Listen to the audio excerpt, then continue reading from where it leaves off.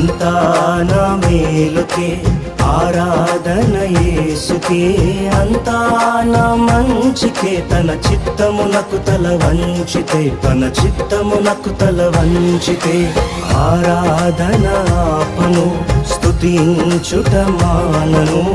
ఆరాధన ఆపను, స్తుతించుట మానను, స్తుతించుట మానను.